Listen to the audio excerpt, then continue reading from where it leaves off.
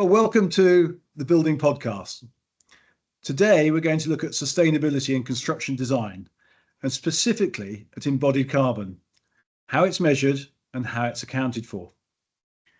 Now, I'm really excited to have Mina Hasman here to help us plot a course through this difficult challenge today. Mina is an architect by profession, but importantly for us today, she's actually a Time magazine top 100 most influential climate leaders in the world. She's also the vice chair of the European Association of Architects, and also importantly for today, she's the key driver behind a new publication recently out called the UK Net Zero Carbon Building Standard. This work is a game changer for our industry. It finally provides the architecture to measure and manage construction carbon. So really excited to be exploring these options today. And Mina, welcome to the Building Podcast. Thank you for inviting me, Mark. I'm really excited to be here. Not at all. Mina, we normally start by just asking you to sort of say who you are and what your organisation is. And I know you've got so many organisations you represent. You're members of more than anybody else I know, but it'd be useful to understand for the context today what you do and where those various roles fit in. Of course, I'm happy to briefly describe. I'm an architect and environmental engineer. In my day job, the sustainability director of the global interdisciplinary design practice of Skidmore, Owings and Merrill. I'm based in their London office for the last almost 13 years now. And to nurture my passion, my personal passion around sustainability, and to scale my impact, I'm currently really wearing multiple hats in various industry-wide and academic organizations, as you mentioned. Among these, I think I would like to perhaps mention three key roles because of their reach and alignment. And even though I wear multiple hats in various organizations, I think the essence of the ambitions that I'm bringing forward and the messages that I would like to collectively drive with those who I'm involved with in these organizations, as well as the wider industry and academia in the built environment construction sector, are consistent. So what I'm trying to do is I'm engaged with various organizations to be able to expand the network and to be able to almost create a ripple effect across different organizations and across the sector to ensure that those sort of main drivers and main ambitions and goals are realized in various segments of the built environment value and supply chains, if I can describe it that way. Mm-hmm. I think the three that I wanted to briefly highlight is my inevitable involvement, and I say inevitable because I'm an architect as a training as well as an engineer, but I carry a lot of passion for design, and I believe architects are very well placed to really make a difference within our sector. And therefore, I have been quite closely involved with various initiatives and efforts over the last few years with the RIBA, and I'm currently sitting both at their RIBA Practice and Policy Committee, the Council, and as well as co-chairing their Climate Emergency Task Force. And linked to all the work that I've been sort of championing and advocating for and helping progress for the RIBA is very much tied to the work that I do in the Commonwealth Association of Architects. And I was particularly keen on being involved with the Commonwealth Association of Architects because of their global reach, and especially the reach to the global south, where there is limited perhaps opportunity for us, those in Europe, to be able to really drive insights to help make informed decisions for global strategies, global guidelines, which I'm very interested in. And I think everything sort of links back, and that's the reason why I work for a company like SOM, because of their international reach and global, the opportunity to influence and change.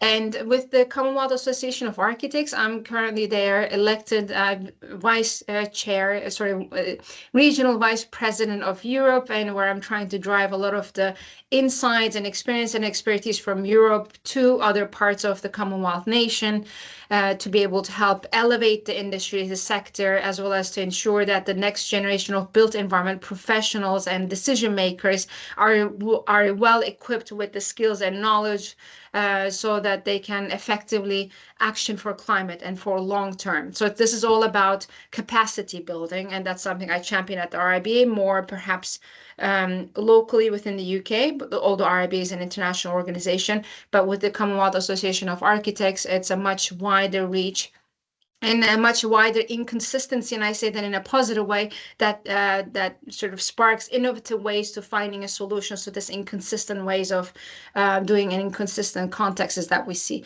And lastly, and very briefly, I am I've been blessed to have been elected the chair of the UK's Construction Industry Council's Climate Change Committee, and where I really want to ensure that we can collectively drive the UK construction sector's sort of decarbonization initiatives, efforts consistently and collectively forward. And I feel quite blessed, as I mentioned before, to have had the opportunity to influence this committee, because it really brings together over 350 professionals, 1,000 professionals, sorry, across the industry from 35 different member organizations that are members of the CIC, of the Construction Industry Council. So there are a lot of key players in the room, if I can describe it that way, that and I believe that collectively we can really make a meaningful impact in terms of capacity building, upskilling, reskilling, sort of regulatory reform, or lobbying the government to implement embodied carbon, for example, into regulations and so forth. So these are sort of all the ambitions and the various committees that I have been involved in, just a select few, to be able to drive change at scale and with meaningful impact. Well, Mina, I think that's put the rest of us to shame. You're fantastically well connected to tell us what's going on and compare notes for the UK compared to the rest of the world, and great to be in the driving seat to promote change in the UK, which clearly we're very focused on here. And obviously for organisations like mine, like the National Federation of Builders and Constructing Excellence, roles to play with the CIC ensuring this happens. I wanted to move on to this piece of work that's just been produced under your auspices, which I think is, as I said earlier, is an absolute game changer for me. It creates an environment which we haven't had before for measuring construction carbon.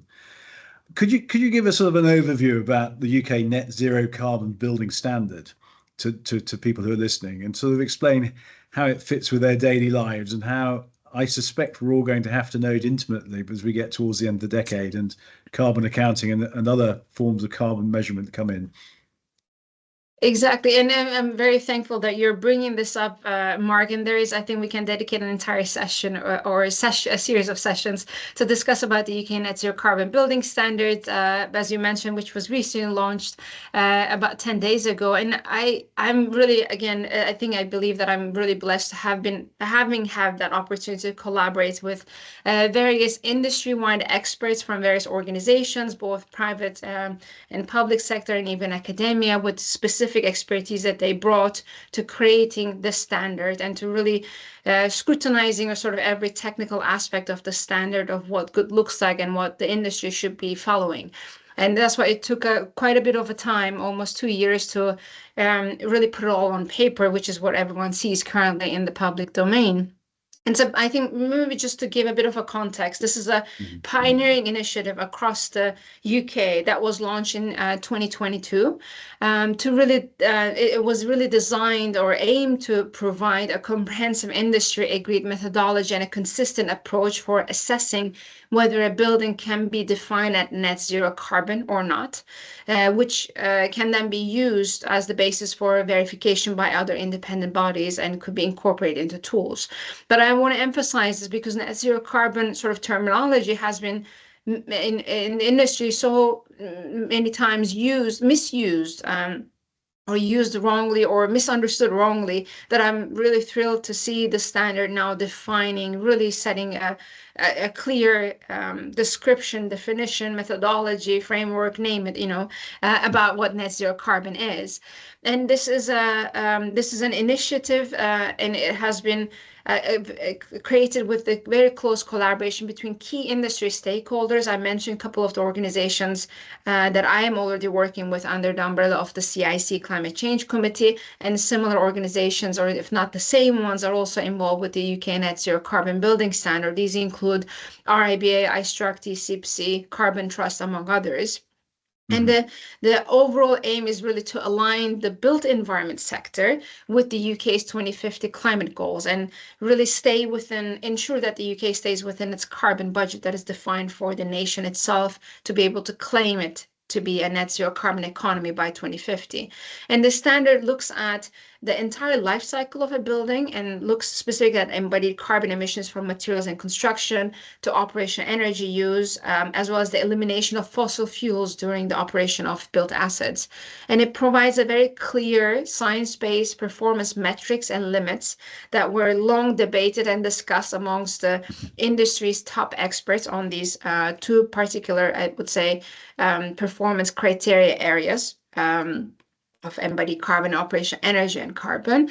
And it really gives an opportunity for both new buildings, existing buildings, as well as retrofits to define their path to net zero carbon, even if they may not be today, to define a path of how they can get there and consistently and collectively, and how they can, once they are claiming to be net zero carbon, hopefully to be verified through the process of the standard that standard is offering, then they can be compared against each other. Because one of the industry's biggest, I think, gaps today and over the last few years, there are a lot of people doing a lot of different embodied carbon and whole life carbon assessments in the industry, which is great. I think everyone embraced it, and I'm all for it, for people really trying to take this ownership, but there's no consistency, and we cannot compare one, let's say a commercial office building, let's say a new office building for sake of argument, to another commercial office building, even if they were constructed side by side within next to each other within the city of London, let's say. So I think that inconsistency really is what drives what hampers the sector's ability to progress faster than it's currently doing on this overall decarbonization journey. And I'm really thrilled to see that the UK Net Zero Carbon Building Standards will now is just defining what that assessment methodology should be, and how people should be not only looking at evaluating and assessing whole life carbon emissions, embodied carbon emissions for numerous sectors and building typologies, but also how they should be reporting on it, and eventually how they should be verified against this net zero target. So it's a very unified approach that the standard is taking to unite the industry together on this very important topic.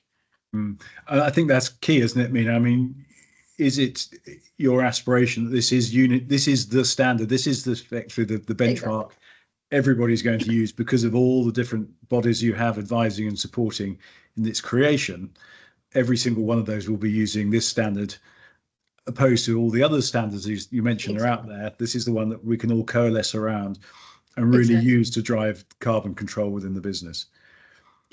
The other thing which I find, which I know you mentioned, but for me it's really exciting, it's tackling the retrofit market as well, because that's traditionally an incredibly difficult place to work out carbon, both embodied and operational. And I'm really pleased that the standard has a really good go at defining how we're going to manage that and deal with it. So moving on from that, how do you think the industry is going to use this standard? What's your aspirations for that? I think this is great, and I think as the sort of the group behind the UK Net Zero Carbon Building Standard, they had certain thoughts about how the industry may use or would use the standard when, throughout its evolution over the last 2 years. But specifically, I have been involved with the UK Net Zero Carbon Building Standards to help really drive insights from the industry on how they will use the standard, so that the standard can be most effectively catered to the needs of the industry.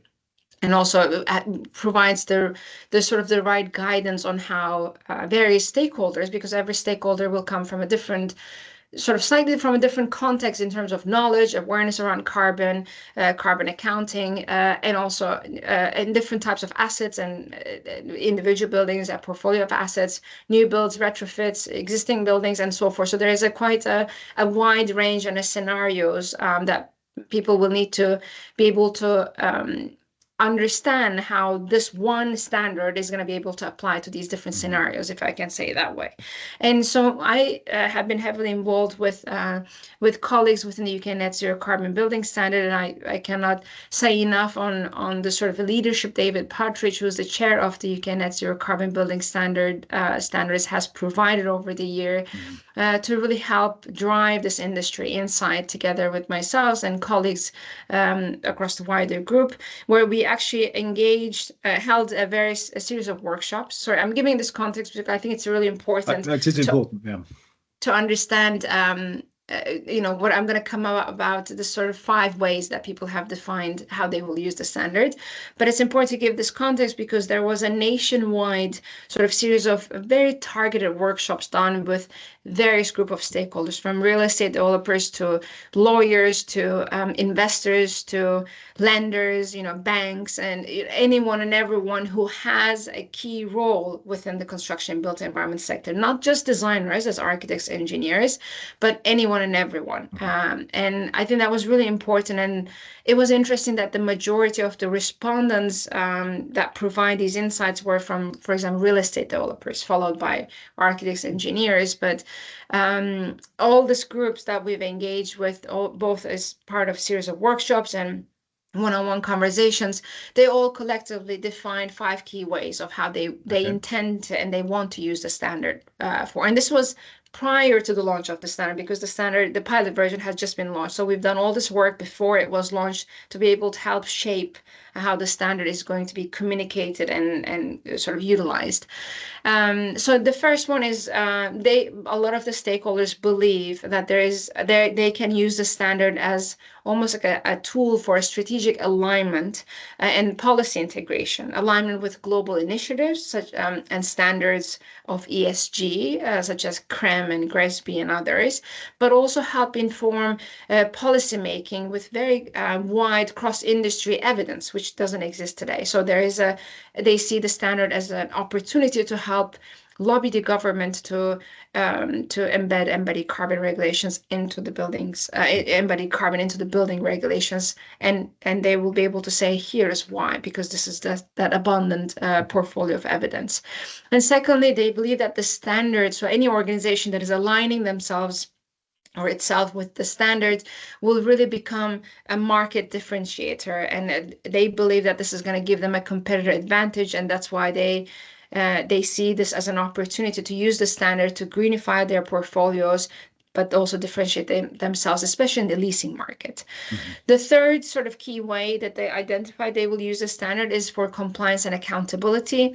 And this goes back to my sort of earlier comment of how even though there are no regulations to date in the UK about whole life carbon accounting or embodied carbon emissions, there has been industry initiatives and sort of guidance in terms of metrics that have been released over the years by the RIBA 2030 Climate Challenge and LETI and others that define specific benchmarks of what good looks like. Now the standard, because the RIBA, LETI and others are involved with the standard, now the standard will become this one source of knowledge around benchmarks and targets around carbon emissions and operational energy targets. And they believe that using the standard and meeting those benchmarks and limits, it really can demonstrate industry-wide compliance, not compliance with regulations, but industry-wide compliance and alignment, and also emphasize occupier accountability, sort of the third-party accountability on meeting the net zero carbon performance of built assets, for example, that the landlords may be targeting, but have difficulty in engaging their tenants to ambition in the same way that they are doing it to be able to define, not define, but to be able to deliver the net zero performance. And the last two are focused more on sort of design and operational impact. I think it's inevitable that the standard will influence energy cycles, specifications in buildings, and design and operation from both aspects. But most importantly, will help really close building performance gaps, which we have historically seen already in the industry on operational energy. But now we also see it emerging in embodied carbon, where a built building today, a new build typically, can have both operational energy or embodied carbon emissions as high as 3 to 5 times more than what it was anticipated at design stage. And that's because there is no consistency in the carbon accounting and there's no accountability, which I can come back on it later on. Yeah. But hopefully the standard will bring that accountability and continuity in the way that the targets are set, the limits are understood, and the assessments are done throughout the evolution of a project. And finally, everyone believes that this is an amazing opportunity to really help engage clients better and to provide clarity to funders on what net zero carbon is, and sort of the bring to their attention the value add of highly sustainable and net zero carbon buildings when they are making decisions on what to invest or where to sort of direct investments. Yeah.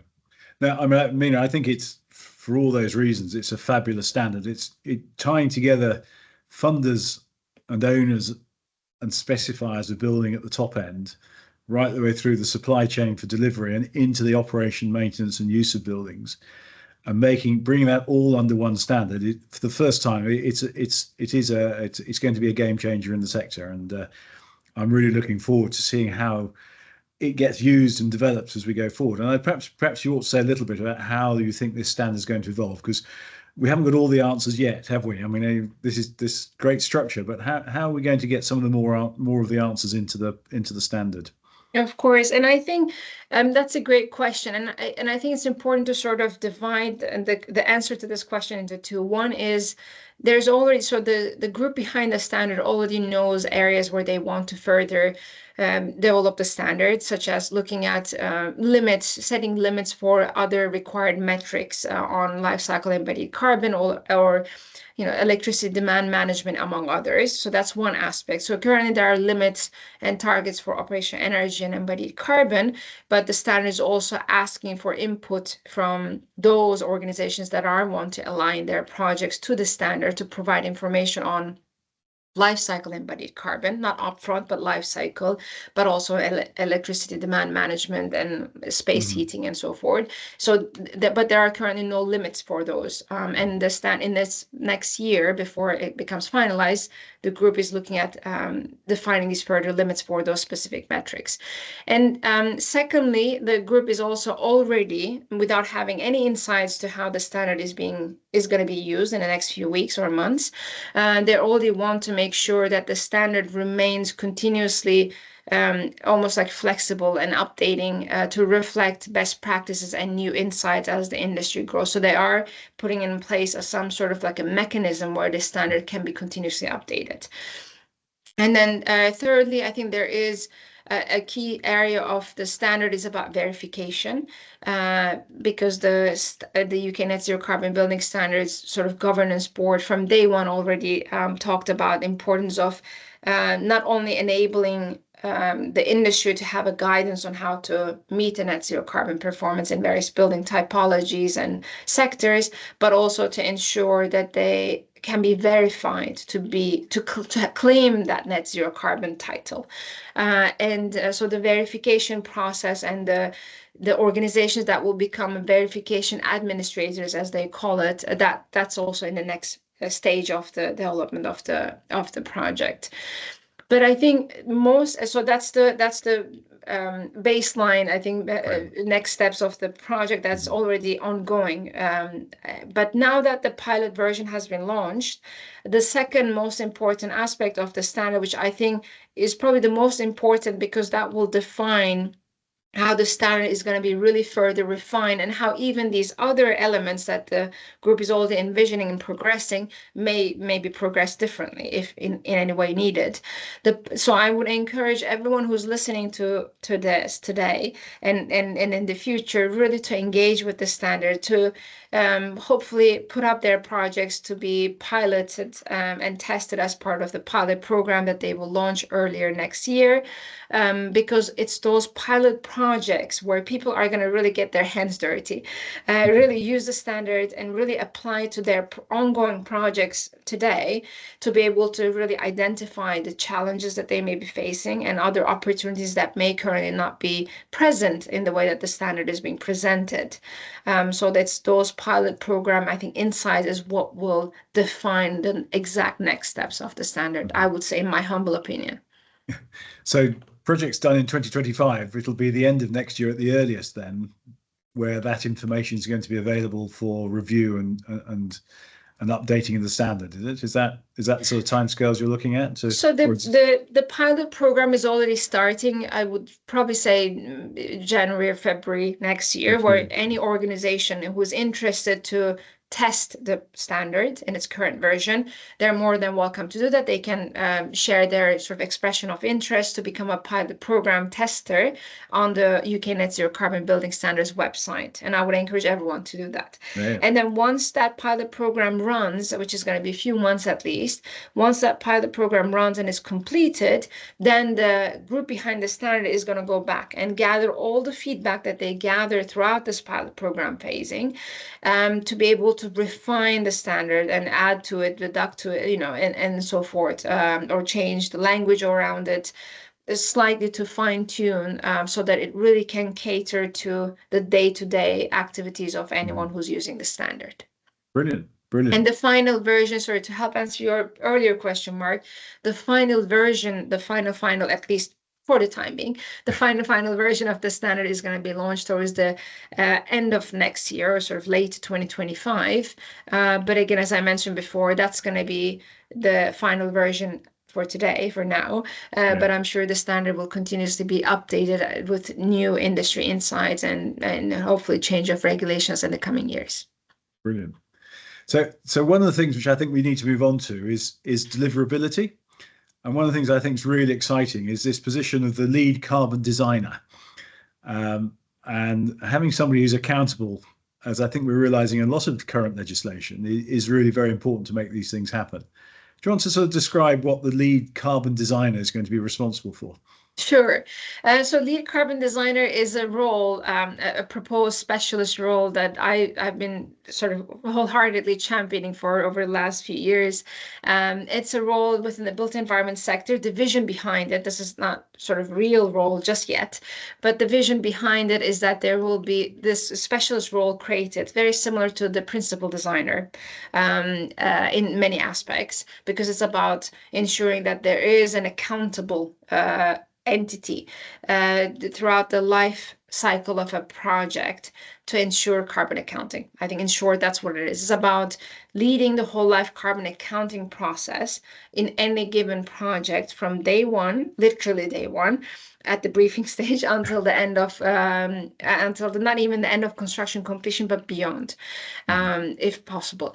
And the vision behind is that the RIBA will create a specialist registrar called the lead, I think will be called lead carbon designer register or something similar, so that the organizations who are upskilled or who have the right skill set and knowledge and experience can join this registrar to be recognized as a potential verifier, perhaps for the UK Net Zero Carbon Building Standard, or as a potential assessor or a carbon accountant for UK Net Zero Carbon Building Standard, or any other sort of carbon assessments that the built environment projects may require for BREEAM or LEED or other certification processes.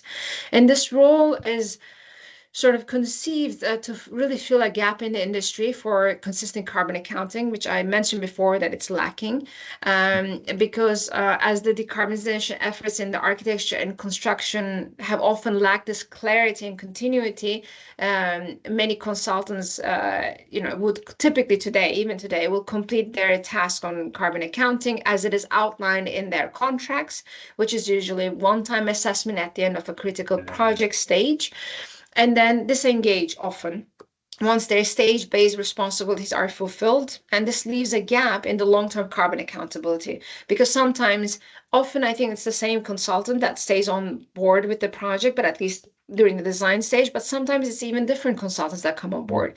And think about how all these different consultants do different kind of assessments.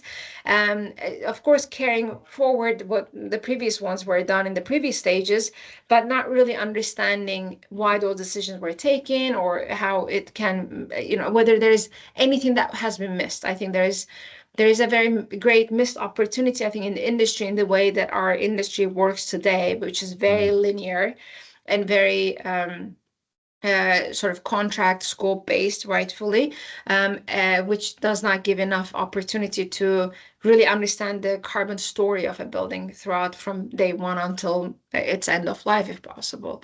And hopefully this lead carbon designer role can focus on really filling this gap and pointing to an organization that is going to be accountable for ensuring that what we say a carbon performance is, whole life carbon performance of a project is on day one, really becomes a reality throughout the design stages, really becomes a reality during the construction stage when value engineering takes place, purely based on product availability or cost, and carbon is never really or rarely gets factored in the decision-making process at construction. And this is often where we lose the high ambitions that we establish at design stage. And then even beyond, like during in-use stages, there needs to be some sort of guidance on how to not only sort of manage and operate a building to reduce operation energy and related carbon emissions, but also when critical replacement cycles come in place every 35 years as a rule of thumb, when the building's major sort of facade needs to be replaced, what is the guidance on how to continuously reduce, if possible, embodied carbon emissions of that building, beyond what it was done 30 years ago? I mean, I do like the concept of taking out post completion, because it's a bit like soft landings. Exactly. We have an industry that our clients spend the most amount of money they're going to buy on anything, and we hand it over and walk off site just as they're moving onto site, and teaching them how to use it successfully, particularly in these periods of high energy costs and carbon requirements, is quite important. Just moving on then, Mina, I'm interested in the role of the architect here, because for me it sounds as though you're championing architecture quite rightly as a professional architect. You think nothing more, but it appears to be this lead designer role. If it's going to be done by architects, and I don't suppose it has to be done by architects, but it's a key position within the fabric of the project. Why do you think architects would be the best people to do this role? What's the particular training that provides an architect the key skills to do this? I think architects are, I think by default, naturally, they are quite central to this role, because they really understand building design, and they have a holistic understanding of the entire project, typically from day one. I'm generalizing for the sake of argument here, but typically architects are there from day one until the end of our projects, at least construction completion, at least.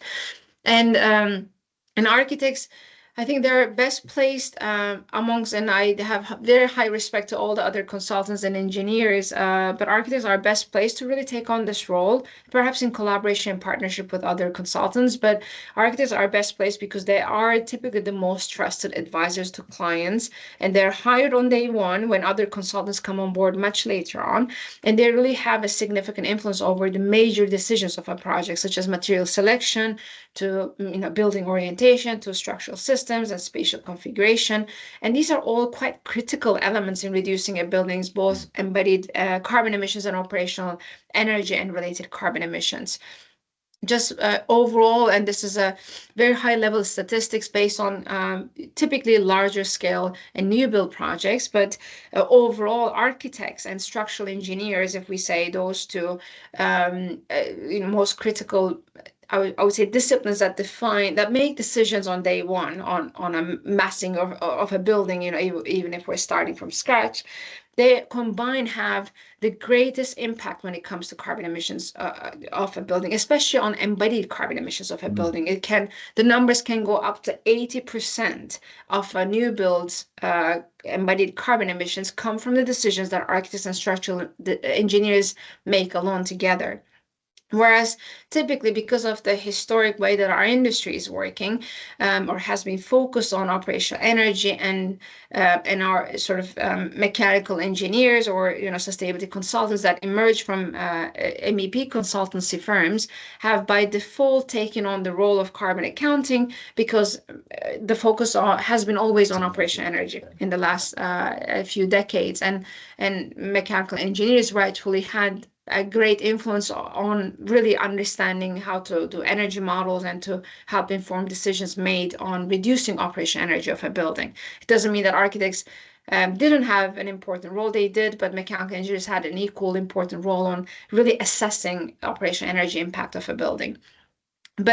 And by default, those consultants have been given, or they have taken this role of doing also embodied carbon assessments, where they have often limited knowledge on architecture or structural engineering. So so we say with the industry, why aren't architects doing these assessments when they are the ones that have the greatest impact, and especially they are the ones that also collaborate very closely with structural engineers, typically on day one again. So I think that's the reason why architects are best placed to really start this process. At least I'm not saying in isolation architects should do all of this by themselves, but architects should start this process and really help inform the majority of this carbon accounting in any given project because of the way that our industry sort of business models work. They work in a way that architects are there on day one, whereas other consultants come on board much later.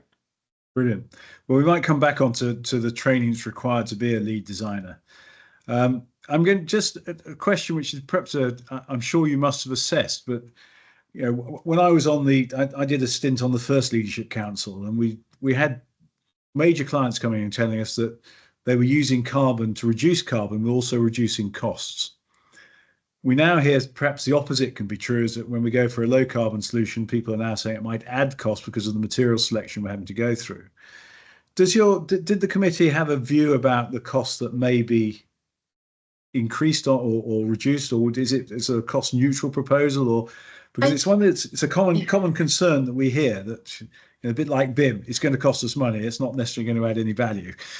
And I think my answer, and that's a brilliant question, Mark. And I'm sorry that I don't have a direct answer because it really varies from a context to a context. So if you are talking about a large scale complex project, whether it be new build or retrofit or renovation project, again, the cost may be slightly higher on delivering a true net zero carbon building because of limitations of materials, that can deliver that, let's say, a tall building. There are only so many materials that can provide the structural stability that concrete and steel does. But if you talk about a two-story building, then the story may be very different.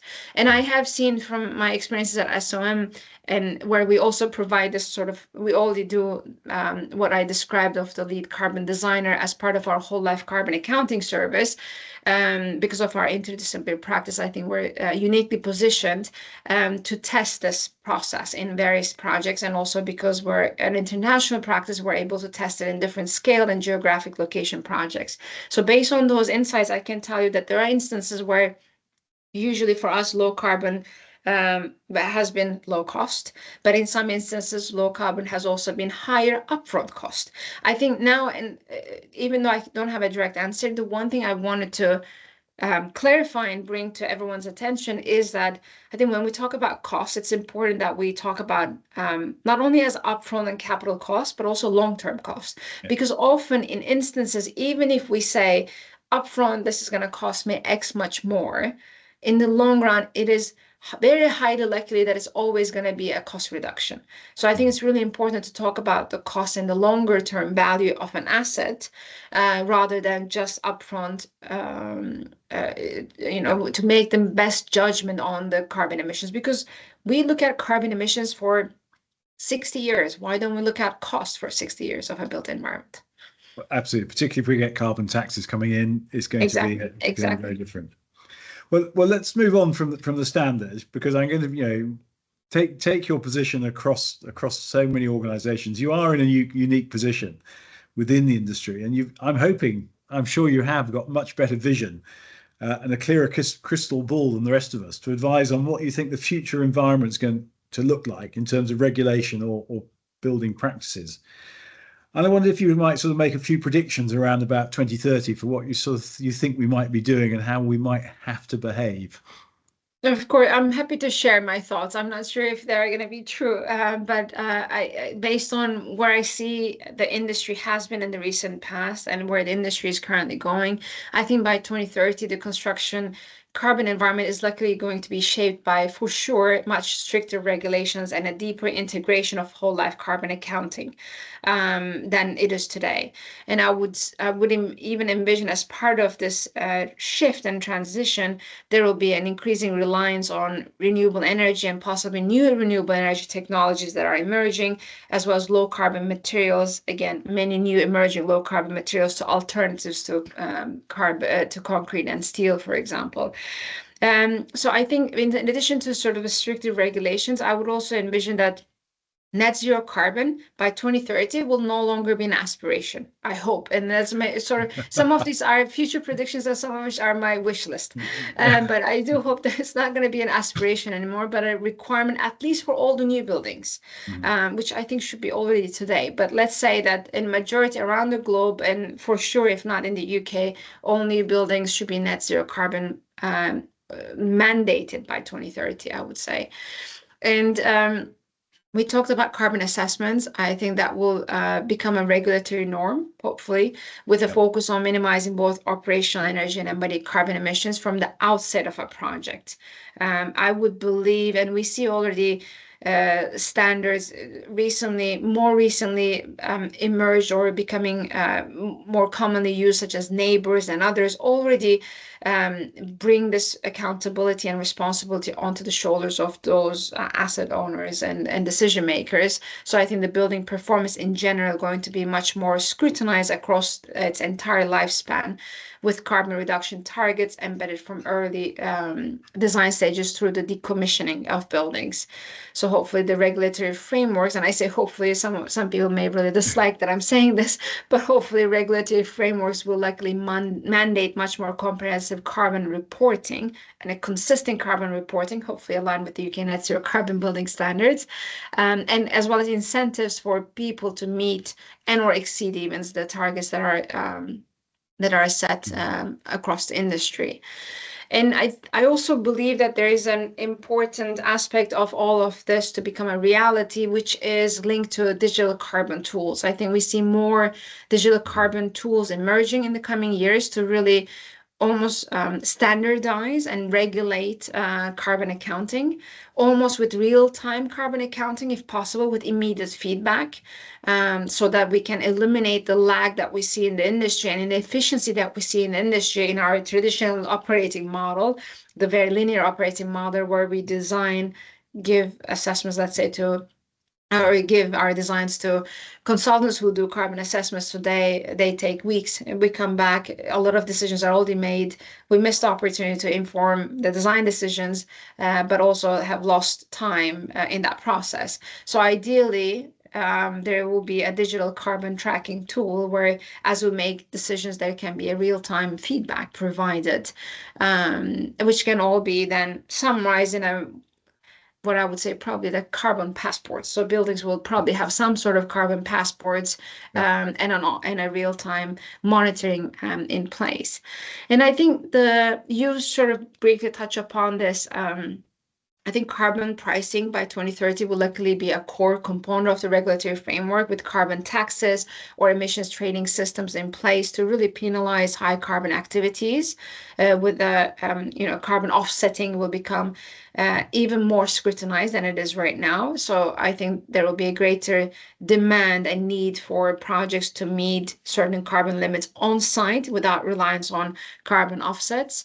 And this is a critical point, again, to set our perspectives and visions and evaluations of what good looks like in the long term, not necessarily focusing only today and tomorrow, but also looking at the next 60, 100, and 200 years.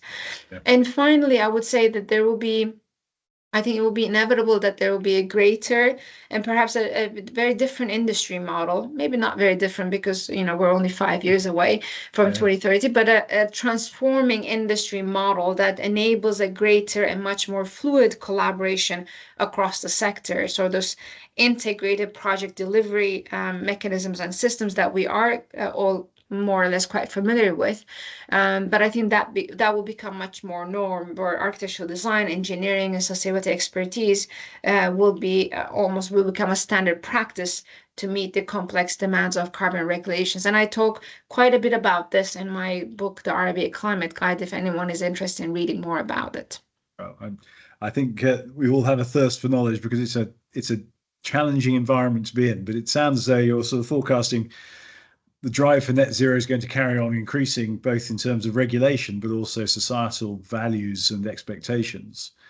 And that if we're going to end up with carbon accounting, that's actually going to drive taxes and behaviours quite rapidly. Exactly. All that requires both people who understand this argument, but also businesses that understand it and prepared to do something about it. And those businesses are often run by directors who are, quote, too busy to focus on anything too new. How do you think we ought to be managing that risk that businesses don't become obsolete and the world passes them by, or even individuals become obsolete? How do we manage this risk? That's a very good point. And I think, I mean, it's unfortunate that I think not everyone has the same urgency when it comes to this subject matter overall in general. And I think there is a lack of awareness of how big of a risk there is from a sort of a reputational damage perspective, from an operational cost perspective, from a potential legal liabilities perspective, from becoming obsolete perspective. A business can actually become obsolete in the very near future if all of these measures that I'm going to briefly suggest are not in place to be able to pave the path and define really establish the foundations of how a business can thrive in a low carbon economy, which will be globally, inevitably our future. Hopefully, it will be our future everywhere around the world. And I think at the basis of it, and this is going to sound very simplistic, but I think it really is true.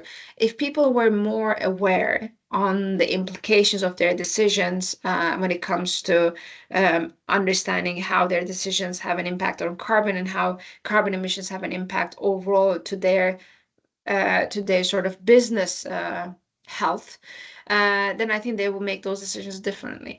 And I think that's why it's really important that to mitigate all these risks, the board of directors should really ensure that carbon and climate literacy really become core competencies for the leadership team at the least. It's really important for everyone not to become experts, but to really understand carbon accounting, life cycle emissions, and how to implement reduction strategies effectively, and how all of that has a financial, social, and environmental side to it, and how it all inevitably impacts the business.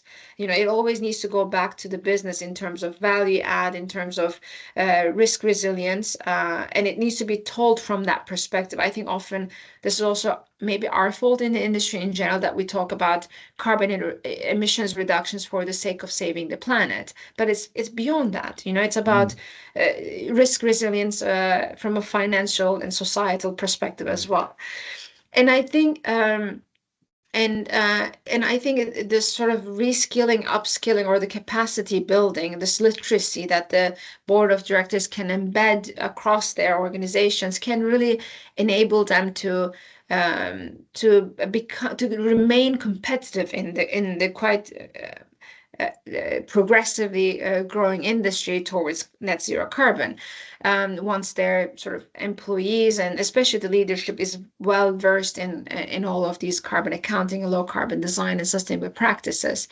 And initiatives like the Climate Framework Initiative, which I have been leading over the last 4 years, really provides a structured pathway to build these skills across various disciplines. So people don't need to start from scratch, or they don't need to reinvent the wheel. The work has already been done by industry initiatives such as the Climate Framework and others, really to help define where to start in terms of upskilling and reskilling based on knowledge, awareness, and experience.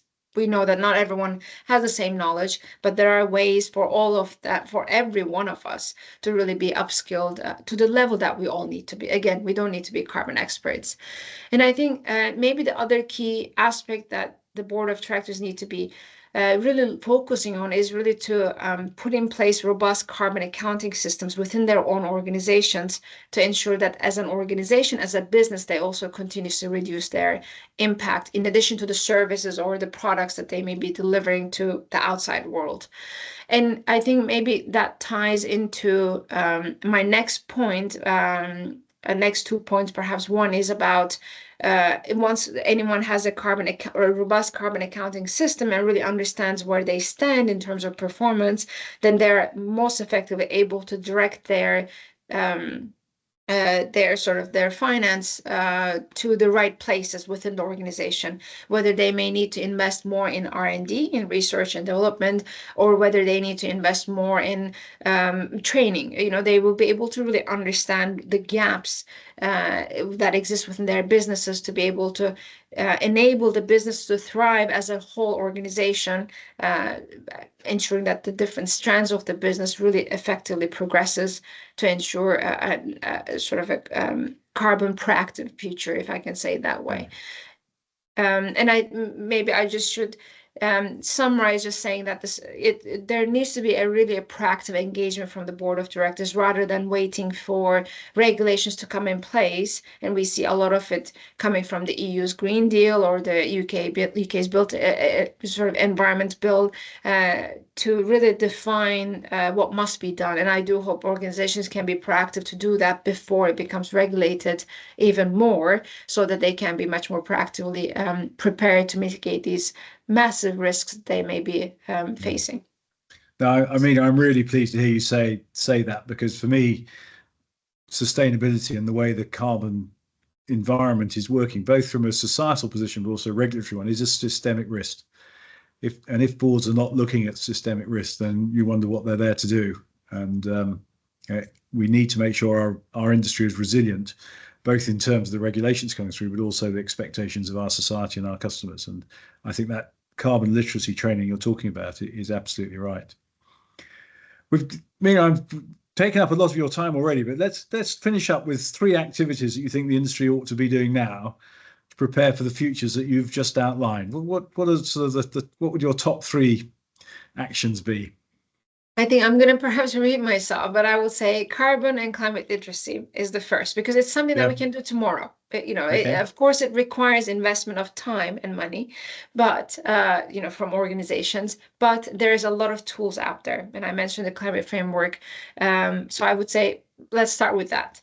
And secondly, let's embrace UK net zero carbon building standard, if we are especially looking at the UK context, because the standardized approach of doing carbon accounting is critical for us to be able to gather evidence to help inform the decisions that the government, the industry, the academia, schools are making, collectively. All those decisions are going to be driven by should be driven by data-informed decisions, and data comes from evidence. So let's embrace UK Net Zero Carbon Building Standard. Let's follow the process and the framework that it created to be able to align our projects of any kind, so that we can, and also share. So I think it's also important that we engage, but also we transparently share sort of the data and evidence to be able to help the industry at large to progress or to accelerate, I would say, its decarbonization efforts.